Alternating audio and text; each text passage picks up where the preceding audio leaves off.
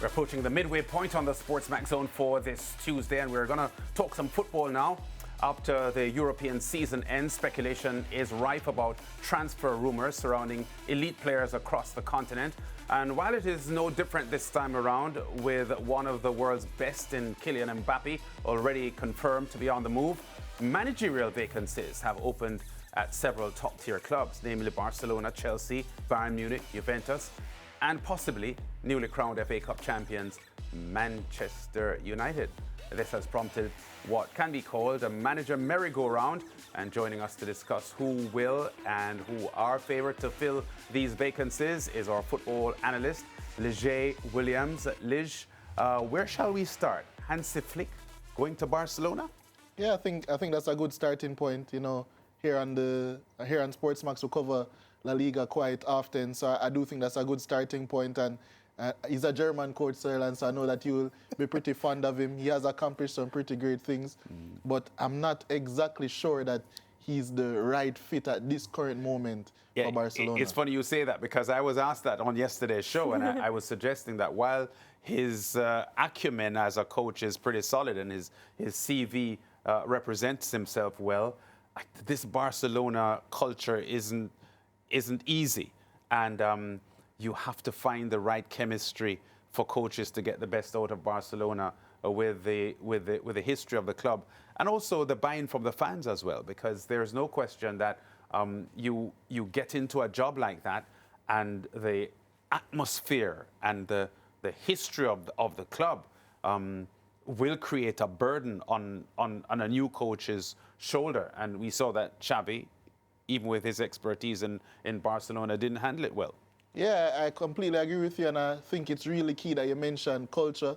I think that's so big, especially for Barcelona as opposed to many other clubs, because even just a small piece of information, if you were to go back the last 16 Barcelona coaches, apart from Tata Martino, who is Argentinian and does have links to Barcelona beforehand, and Radomir Antic, who was there for 6 months in 2003, the rest of those 14 coaches were either Dutch or Spanish. Wow. And that goes to show the type of culture that Barcelona managers tend to have, because Barcelona is known for their tiki-taka play / their total football style of play.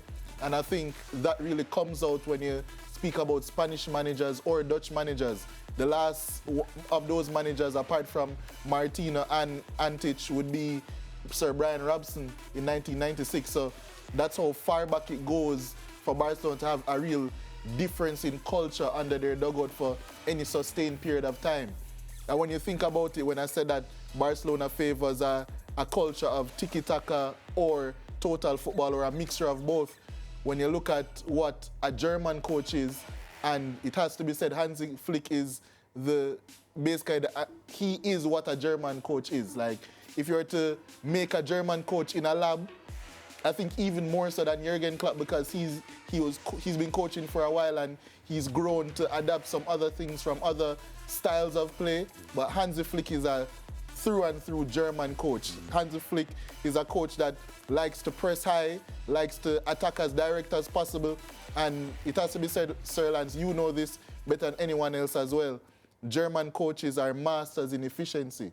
That's what German football is about. And yes, I'm not saying that he might not get the results Hansi Flick in Barcelona, but it's how he's getting those results is very important as well. And I'm not quite sure the squad is currently set up for him to succeed in the way that he would want to. Yeah, I'm hearing your narrative suggesting that Hansi Flick is quite the opposite of someone like a Johan Cruyff, who was the person who, epitomizes what Barcelona has become.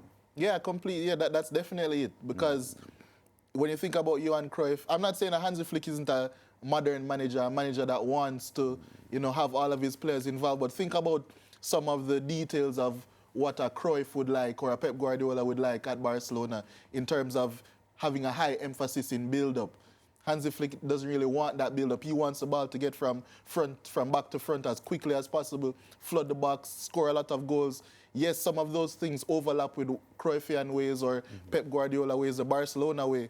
But I think if we're looking at it in totality, especially when you think about how Barcelona's midfield is constructed, when you think about what Hansi Flick did with his Bayern Munich team that won the treble. Their midfield was a Thomas Muller who got 20 odd assists that season. Goretzka, who was at the peak of his physical powers, one of the most powerful runners in football at the time. And Joshua Kimmich, who is also, does have that bit of pausa to him in that Spanish way, but he's still a German midfielder and still a very efficient one. But then you compare that to now a Pedri, injury-prone, obviously fantastic player, but he's not that type of midfielder. Gavi will be coming off of an ACL injury. Gundogan is up in age. Frankie de Jong also injury-prone and still not that type of midfielder. So I think apart from maybe a Fermin Lopez who does offer that intensity and I think can replicate some of the things that Thomas Muller did well, I think it's going to be tough for this current Barcelona crop of players to really get fully behind what Hansi Flick has sought to do so far in his career, unless Hansi Flick himself is going to change and really show some other bows to his arrow. Yeah, and change always takes time. We have to remember that a lot of the players in this team, youngsters, Xavi, Lamine Yamal, and they've come through the Barcelona system, which means that change is not going to happen overnight. So unless Barcelona, and we know this is not the case with them because they lose their temper, they lose their mind once they're not getting the results. If Barcelona is willing to trust the process with Hansi Flick, it's going to take some time. It's young players, and we have to remember that. Yeah, but how many times have we seen Barcelona, stick to their guns? Because even someone like Xavi, I'm not saying that Xavi is the best coach in the world, but he has shown to be a pretty good one. He has won in the league. Them. Exactly, and they still dealt with him so shabby. They still allowed him to leave in a way that many clubs wouldn't allow their club legends to leave. So I think it's a sticky situation. I think Barcelona have once again gone for a superstar manager choice. Yeah. I'm not quite sure how it's going to work out. It's going to be interesting to see. But as I said, I'm a bit skeptical about the fit for Hansi Flick at Barcelona. Same, and then, yesterday on this same show, we had quotes from Xavi saying that the next manager will, of course, suffer. And he was pointing to the fact that, financial issues. We keep forgetting that, yeah, okay, you get a superstar manager, but then you give the superstar manager what to work with.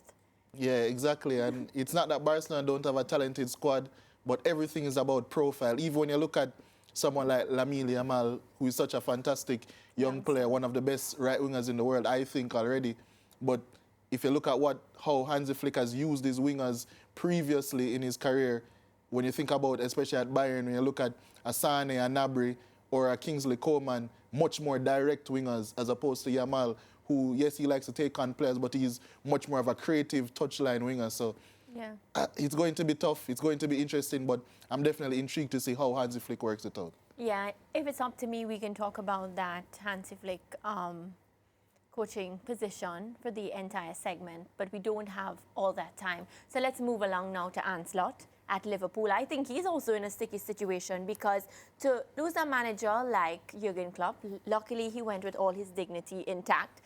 It's still a big shoes to fill. And, when I think about Jurgen Klopp, it's like, all right, a manager that knows exactly what he's doing, but a man manager, a man who, of course, the players have a lot of love and respect for. So I think that is going to also be a very difficult situation.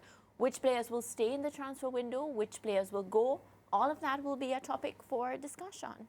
Yeah, I think it's going to be tough for Arne Slot as well. But I think in a different way, I think it's more so to win over the Liverpool crowd immediately. Because I think when you think about it from a tactical lens, I think that he's a pretty good fit.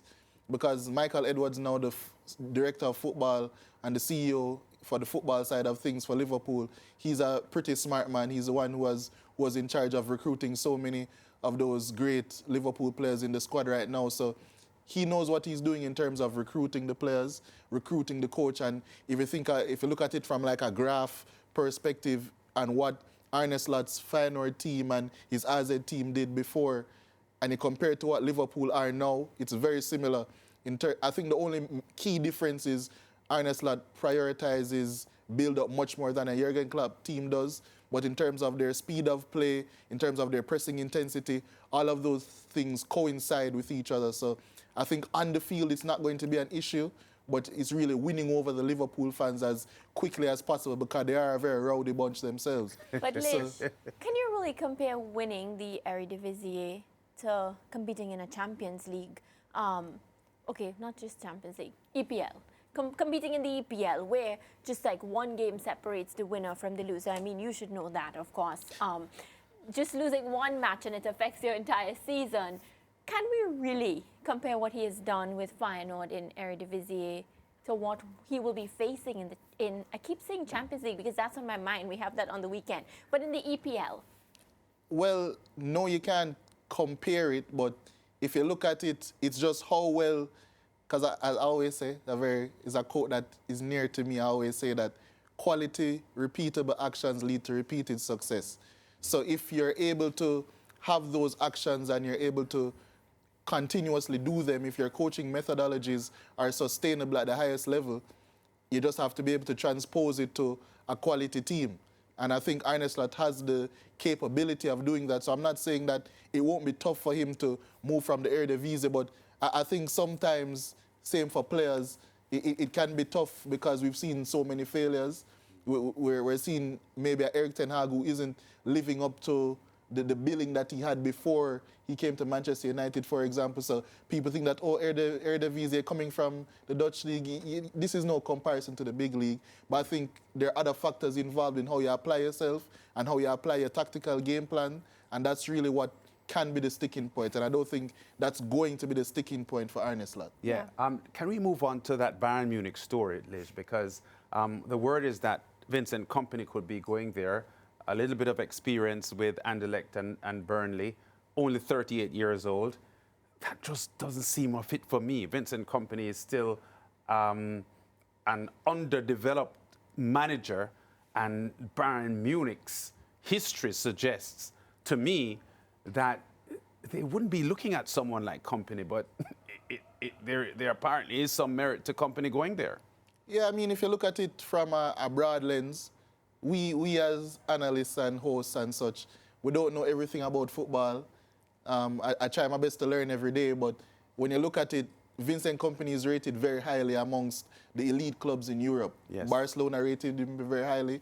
Manchester City saw him as the successor for Pep Guardiola when he eventually leaves, and that's not a compliment that he can shirk at. So, yes, Vincent Kompany did have his tough times in the Premier League this season. He's going through them now because he was just relegated. He was with relegated, Burnley. and I think that's the only sticking point with me because we didn't see enough change, any variation in his game plan. But if we're able to get on to Chelsea right after this, I think it's a similar tale in terms of, I think Enzo Maresca is doing the right thing of jumping ship from Leicester going to Chelsea now, because how you're perceived as a manager has a lot to do with how you... Because in football, people have a style where they like to say, if you're able, they judge you off of your ability to turn water into wine. And that's not the case. That cannot be the case in life because not everyone strives in adversity. Sometimes the best things in life are put in place when you're able to be in an environment that is setting you up to succeed.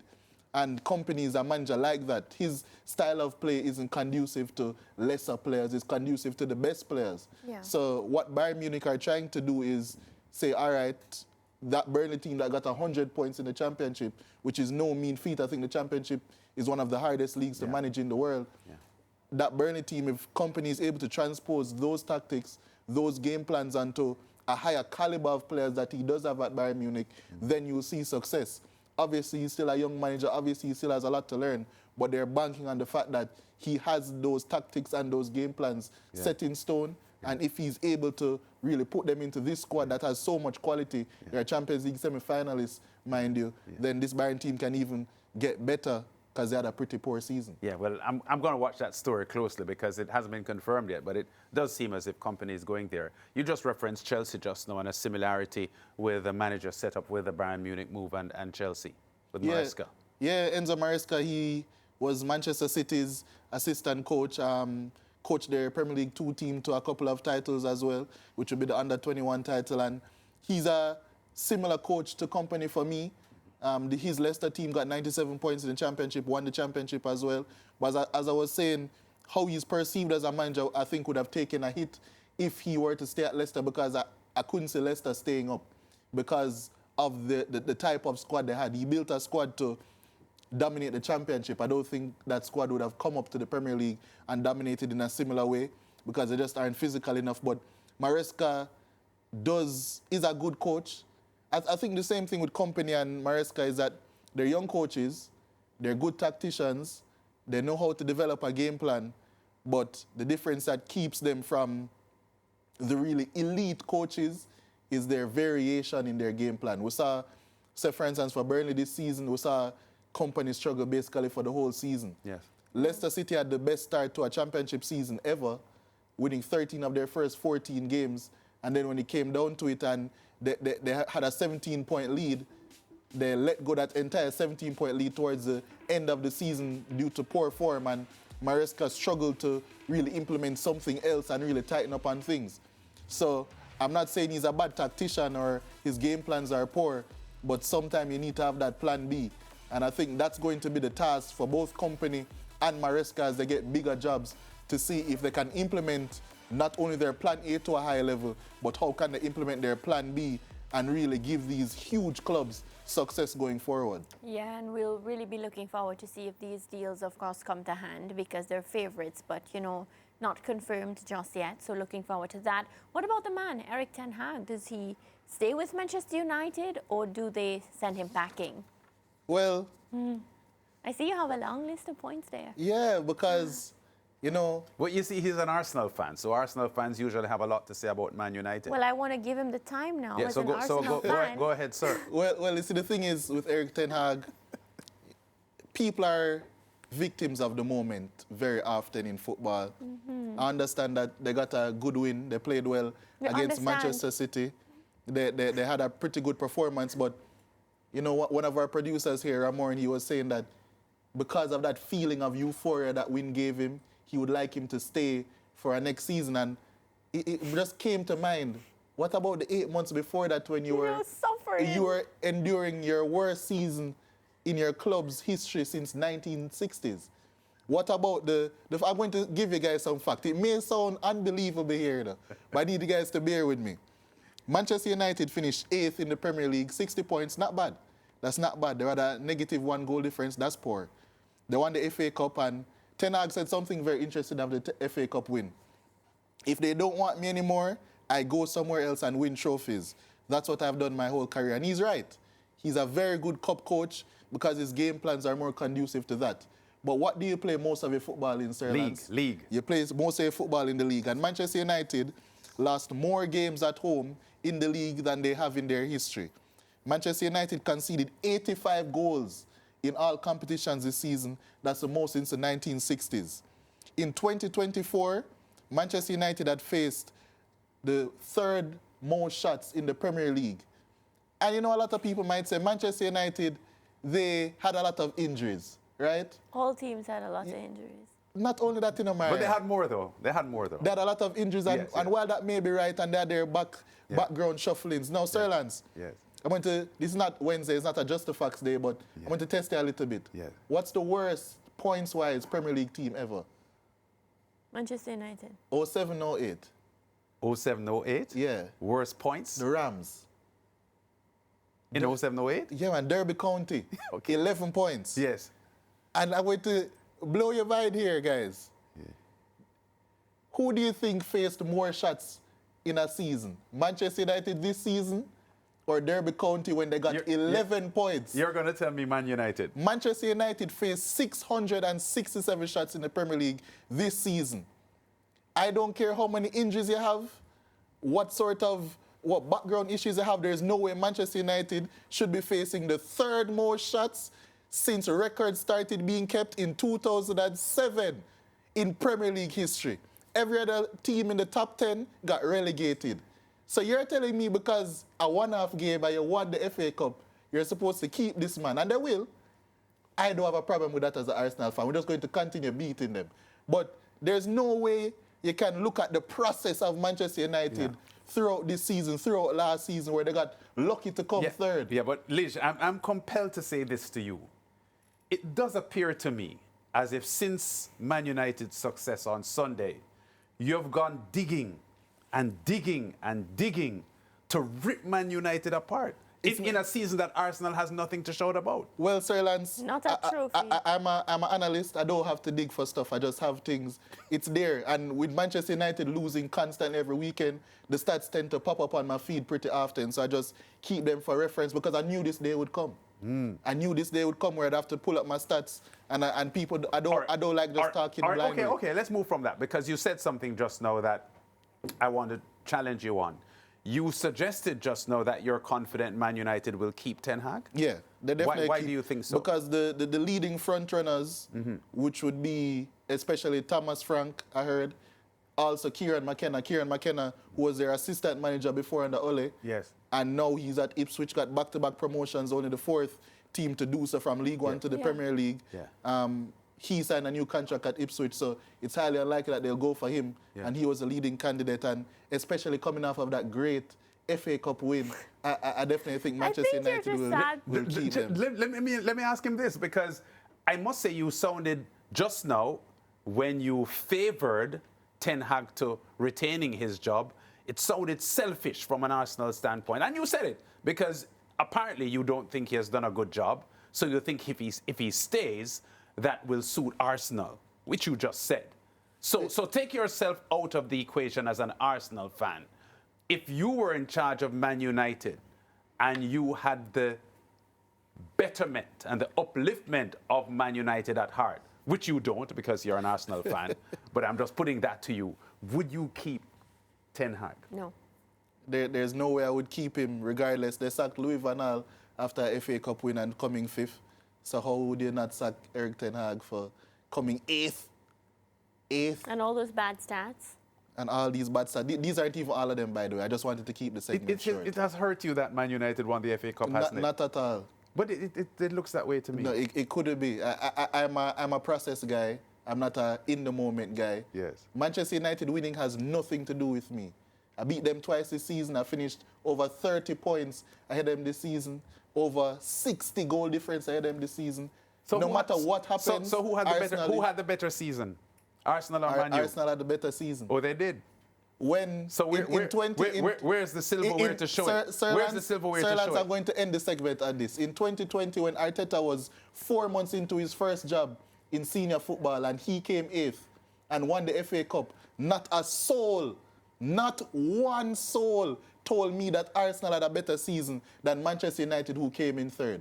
Yes. So I don't want to hear this now, this narrative about Manchester United, an 8th place team. So when Wigan won the FA Cup and got relegated, they had a better season than everyone else who stayed in the Premier League. No. We're not doing that. We're not doing that. Not doing that. And on that note, we're going to wrap up this segment. Then I'll be back with Zone Update 2. We'll be right back.